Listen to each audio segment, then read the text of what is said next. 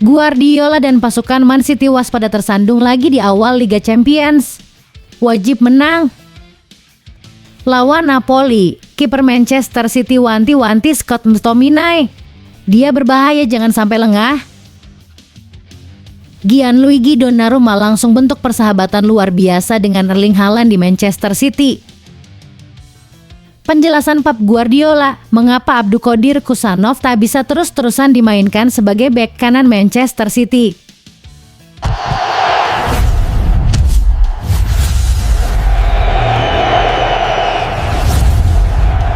Yuk, buat kamu yang ngaku fans Manchester City sejati, wajib banget untuk subscribe channel ini dulu ya. Terima kasih, semoga kita juara.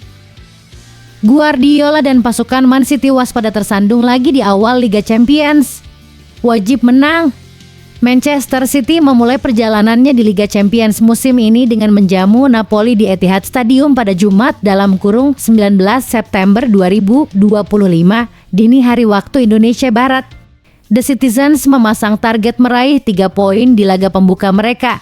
Manajer Pep Guardiola mengingatkan pentingnya memulai kompetisi ini dengan langkah yang lebih baik daripada musim lalu, di mana City hanya bermain imbang 0-0 saat menghadapi Inter Milan di laga pertama. Kami harus memulai kompetisi ini dengan baik. Ada lebih banyak pertandingan daripada musim-musim sebelumnya, tetapi jika Anda memulai dengan hasil buruk, itu akan selalu lebih sulit, kata Guardiola yang dikutip dari situs UEFA. Guardiola berharap timnya dapat tampil lebih baik dan meraih kemenangan, namun ia juga mengingatkan agar para pemain menikmati perjalanan mereka. Meskipun pertandingan melawan Arsenal di Premier League akhir pekan nanti sudah menanti, Guardiola menegaskan fokus utama saat ini adalah laga melawan Napoli. Nikmati saja momen ini, perjalanannya. Kami senang berada di sini dan fokus saja pada pertandingan besok, pertandingan yang harus kami mainkan. Prioritas kami adalah pertandingan berikutnya, selalu begitu sejak saya tiba di sini, ungkap Guardiola. Apakah City dapat menghindari kesalahan awal lagi di Liga Champions musim ini? Bagikan pendapat Anda.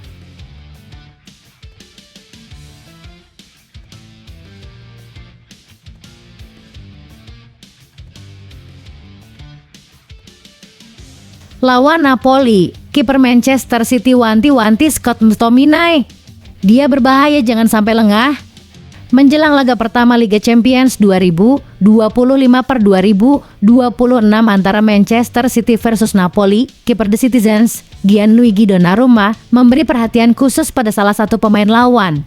Menurutnya, Scott McTominay adalah sosok paling berbahaya dalam skuad Napoli. Pertandingan yang digelar di Etihad Stadium pada Jumat (19 September 2025) dini hari waktu Indonesia Barat ini menjadi panggung penting bagi kedua tim. Donnarumma yang baru bergabung dengan City musim panas lalu akan menjalani debutnya di Liga Champions bersama klub barunya. Bagi saya, McTominay pemain paling berbahaya di Napoli. Tapi saya juga mewaspadai Hojlund dalam pertandingan nanti, ujar Donnarumma kepada Tuttosport.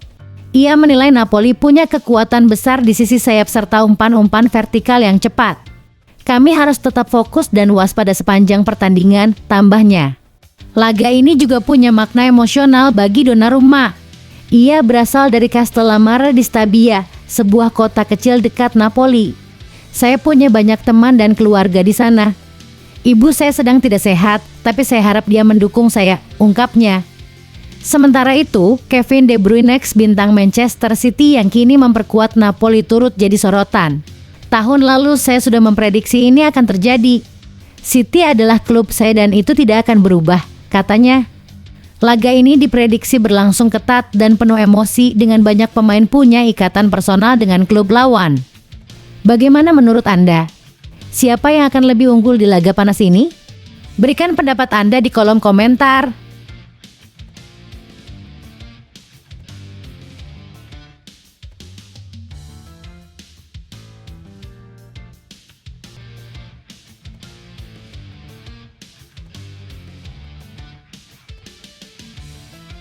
Gianluigi Donnarumma langsung bentuk persahabatan luar biasa dengan Erling Haaland di Manchester City.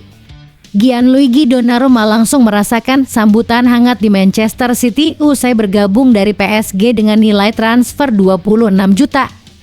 tak hanya tampil impresif di debut Premier League dengan mencatatkan clean sheet dalam kemenangan 3-0 atas Manchester United, Donnarumma juga menjalin hubungan erat dengan salah satu bintang City, Erling Haaland.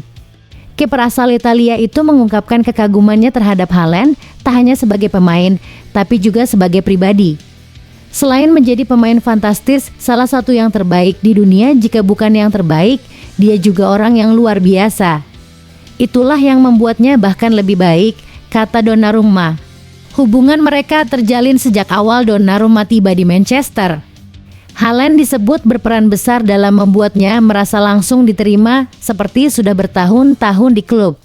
Momen kedekatan mereka tampak jelas saat Haaland memeluk Donnarumma setelah penyelamatan gemilang yang menggagalkan peluang Bryan Mbeumo di laga derby Manchester.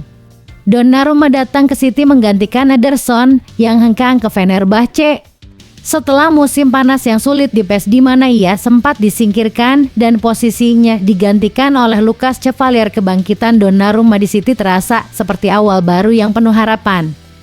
Dengan kepercayaan diri yang mulai tumbuh dan dukungan dari rekan setim seperti Haaland, apakah Donnarumma bisa menjadi penjaga gawang utama jangka panjang di City? Bagaimana menurut Anda? Apakah duet Donnarumma-Haaland bisa membawa City semakin dominan musim ini? Yuk tulis komentar Anda.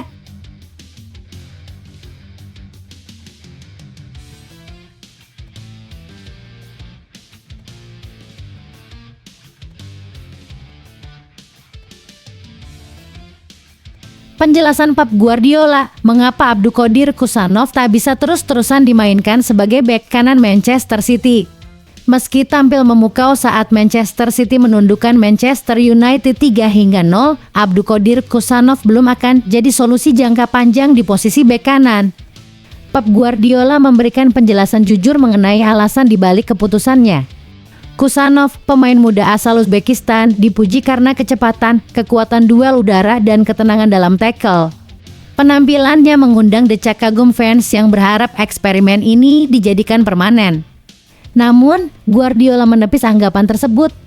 Dia bermain sangat bagus, menutup sisi kanan dengan baik, tapi kami harus bermain setiap 3 hari, tidak ada manusia yang bisa terus-menerus melakukan itu, ujar Pep. Guardiola mengakui fisik Kusanov mengesankan, namun menyebut bahwa tekanan dan intensitas jadwal City terlalu berat untuk pemain muda berusia 21 tahun mengisi peran itu secara penuh waktu. Ia juga menyinggung bahwa sesekali energi Kusanov membuatnya terburu-buru dalam mengambil keputusan. Kekosongan di bek kanan memang menjadi isu setelah kepergian Joe Cancelo dan Kyle Walker.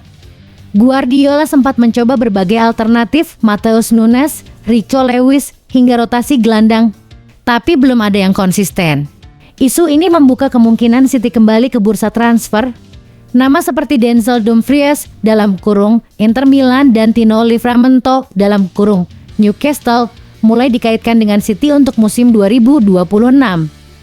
Kemenangan atas United memang gemilang, tetapi Guardiola sadar tanpa bek kanan spesialis, lini belakangnya bisa jadi titik lemah musim ini. Bagaimana pendapat Anda?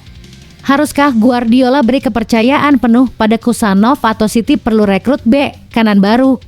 Tinggalkan komentar Anda.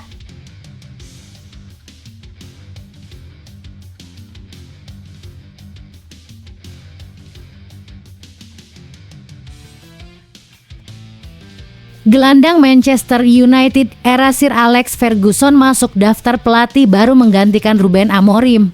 Posisi Ruben Amorim sebagai manajer Manchester United kian tertekan. Hasil yang tak kunjung memuaskan membuat masa depannya di Old Trafford dipertanyakan. Jika tidak segera menunjukkan perubahan dalam beberapa laga mendatang, pelatih asal Portugal itu dikabarkan akan didepak. Sejumlah nama mulai dikaitkan sebagai calon pengganti, termasuk Oliver Glasner dalam kurung Crystal Palace dan Andoni Iraola dalam kurung Bournemouth. Namun, satu nama mengejutkan kini mencuat ke permukaan, Darren Fletcher. Iya, Fletcher, ex-gelandang andalan era Sir Alex Ferguson, kini menangani tim U18 Manchester United.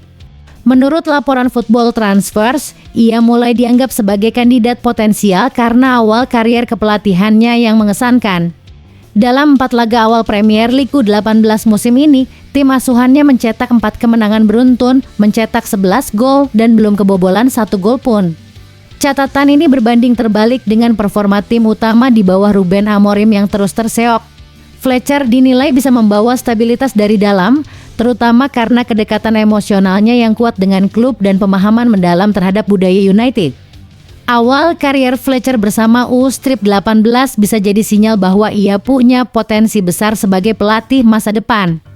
Bagaimana menurut Anda? Apakah Darren Fletcher layak diberi kesempatan menangani tim utama Manchester United? Yuk, beri pendapat Anda di kolom komentar.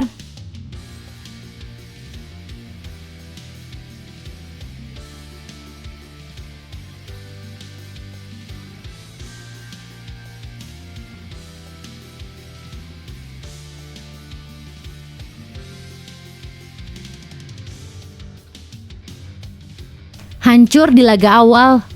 Chelsea semacam anak kemarin sore di Liga Champions. Chelsea harus menelan kenyataan pahit di laga pembuka Liga Champions musim ini.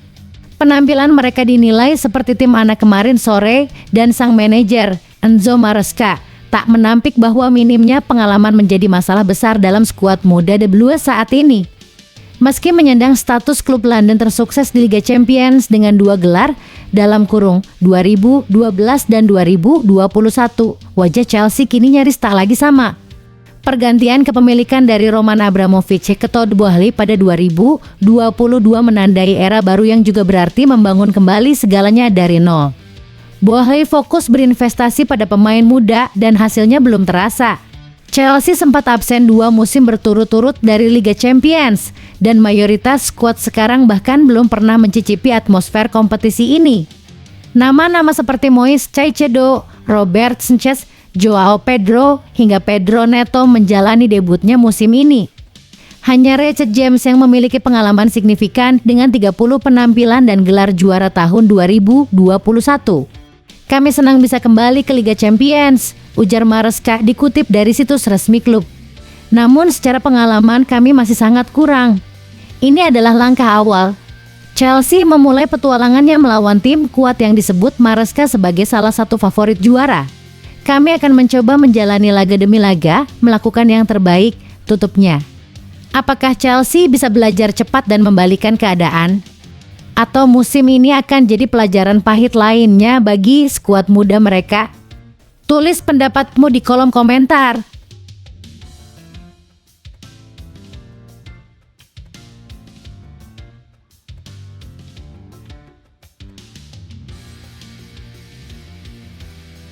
Thierry Henry demi validasi, Arsenal harus juara musim ini. Arsenal sudah 3 musim berturut-turut finish sebagai runner-up di Liga Inggris. Legenda klub Thierry Henry memberikan pesan tegas demi validasi sejati The Gunners harus meraih gelar juara musim ini. Dalam 3 musim terakhir, Arsenal selalu kalah bersaing dengan Manchester City dan Liverpool. Meski tampil kompetitif, hasil akhirnya tetap nihil trofi. Tak hanya di Liga Domestik, di ajang Liga Champions pun mereka belum mampu unjuk gigi terakhir tersingkir di semifinal oleh PSG. Henry menilai tak ada lagi alasan.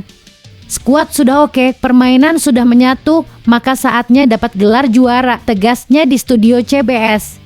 Ketika ditanya apakah itu berarti Liga Inggris atau Liga Champions, jawaban Henry tegas, apapun itu, mereka harus menangi trofi musim ini. Menurutnya, finish di posisi 2 bukanlah pencapaian jika tidak berujung pada gelar. Demi validasi, mereka harus juara, ujar sang legenda yang pernah mempersembahkan 5 gelar untuk Arsenal, termasuk 2 trofi Premier League. Musim ini menjadi ujian mental dan konsistensi bagi Arsenal. Akankah Mikel Arteta dan anak asuhnya menjawab tekanan ini dengan trofi yang sesungguhnya? Bagaimana menurut Anda? Apakah Arsenal siap menjawab tantangan Henry dan mengakhiri puasa gelar? Tulis komentar Anda.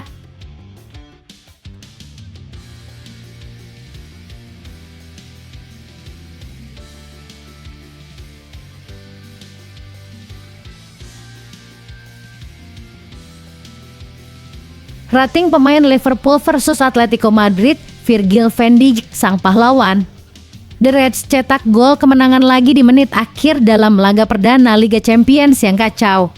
Laga panas tersaji di Anfield saat Liverpool mengalahkan Atletico Madrid 3-2 pada matchday pertama fase Liga Champions, Kamis (18 September 2025) dini hari waktu Indonesia Barat. Pertandingan berjalan dramatis dan penuh ketegangan hingga menit akhir, dan Virgil van Dijk tampil sebagai pahlawan dengan gol penentu kemenangan di injury time.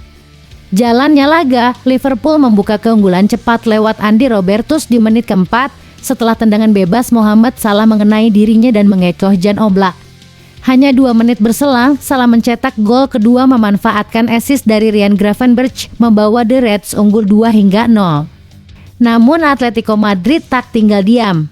Marcos Llorente memperkecil ketertinggalan lewat sontekannya di menit ke-42 dan kemudian menyamakan kedudukan di menit ke-81 setelah tendangan volinya membentur McAllister dan masuk ke gawang. Saat laga tampak akan berakhir imbang, Liverpool kembali menunjukkan DNA juaranya. Di menit ke-94, sepak pojok Dominic Szoboszlai disambut tandukan keras Virgil van Dijk yang memastikan kemenangan 3-2 bagi tuan rumah.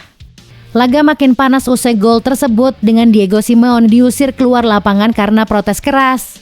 Rating pemain Liverpool (pilihan redaksi), Virgil van Dijk 9/10 tampil solid di lini belakang dan mencetak gol kemenangan krusial. Pemimpin sejati Mohamed Salah 8/10 gol dan assist, ancaman konstan di sisi kanan.